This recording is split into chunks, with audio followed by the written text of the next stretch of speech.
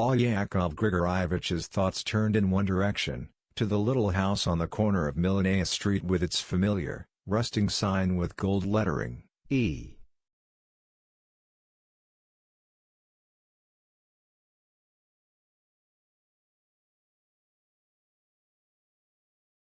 T. Shadnerskaya, registered midwife. It was dangerous enough on Millenaya Street, even though it was not a main thoroughfare, as they were firing along it from Pekorskaya Square towards the upper part of town.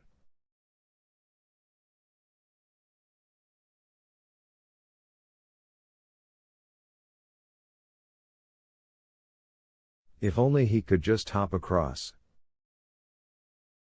If only.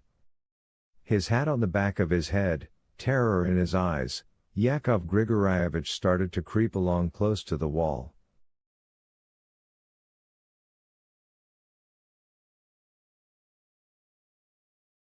Halt! Where do you think you're going? Sergeant Galonba turned around in the saddle. Feldman's face turned purple, his eyes swiveling as he saw that the Lancers wore the green cockades of Petliura's Ukrainian cavalry.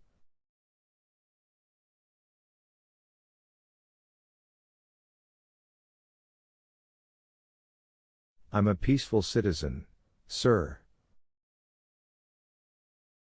My wife's just going to have a baby. I have to fetch the midwife. The midwife, eh? Then why are you skulking along like that? Eh? You filthy little yid?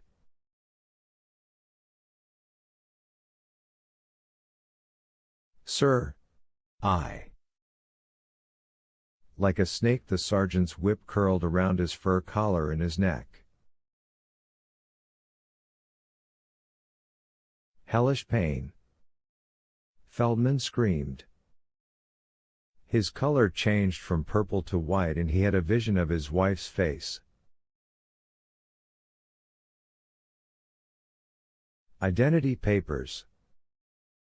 Feldman pulled out his wallet, opened it, took out the first piece of paper that came to hand, and then he shuddered as he suddenly remembered.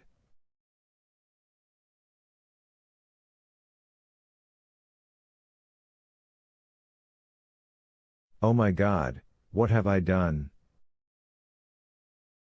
Why did he have to choose that piece of paper?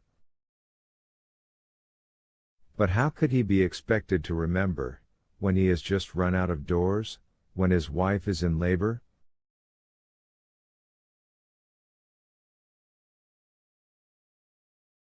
Woe to Feldman. In a flash, Sergeant Galonba snatched the document. Just a thin scrap of paper with a rubber stamp on it, but it spelled death for Feldman.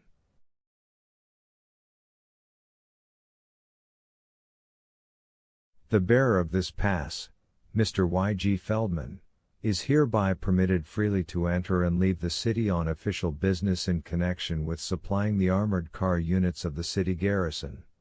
He is also permitted to move freely about the city after 12 o'clock midnight.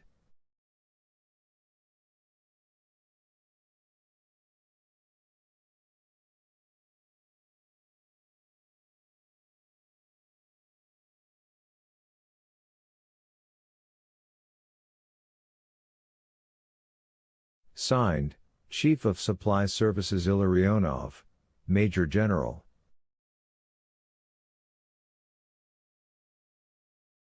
Executive Officer Olshinsky, First Lieutenant.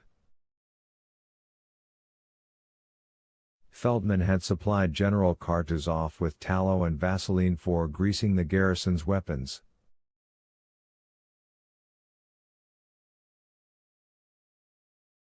Oh God, work a miracle.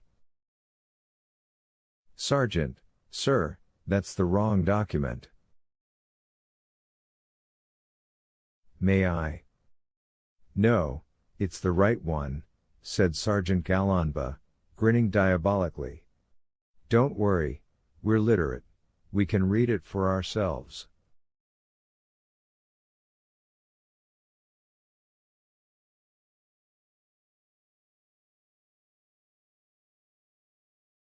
O God, work a miracle. 11,000 rubles. Take it all. Only let me live. Let me. Shema Israel. There was no miracle. At least Feldman was lucky and died an easy death. Sergeant Gallanba had no time to spare, so he simply swung his saber and took off Feldman's head at one blow.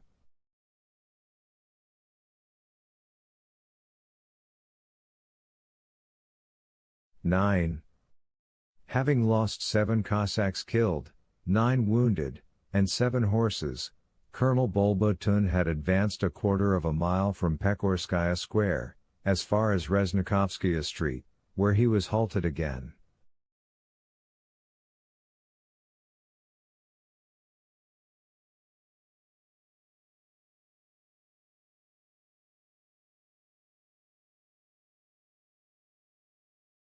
It was here that the retreating detachment of cadets acquired some reinforcements, which included an armored car.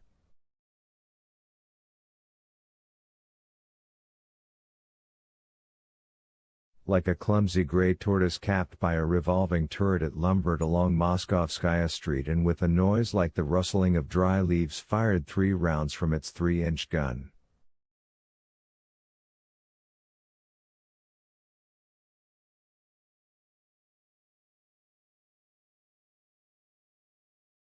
Bulbutun immediately galloped up to take charge.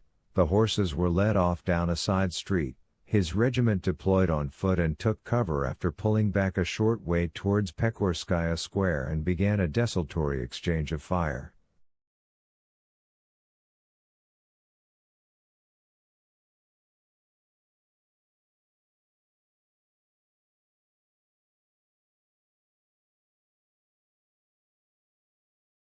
The armored tortoise blocked off Moskovskaya Street and fired an occasional shell, backed up by a thin rattle of rifle fire from the intersection of Suvorovskaya Street.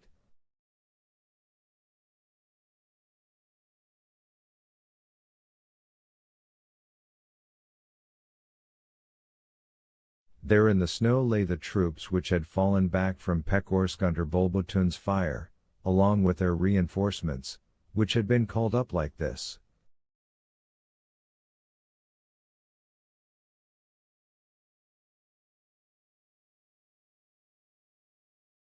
Ing.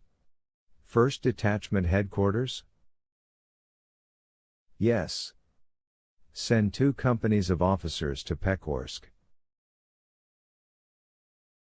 Right away. The squad that reached Pekhorsk consisted of 14 officers, 4 cadets, 1 student and 1 actor from the studio theater.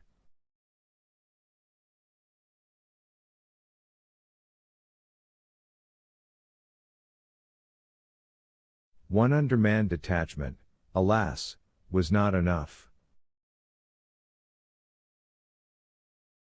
Even when reinforced by an armored car, of which there should have been no less than 4.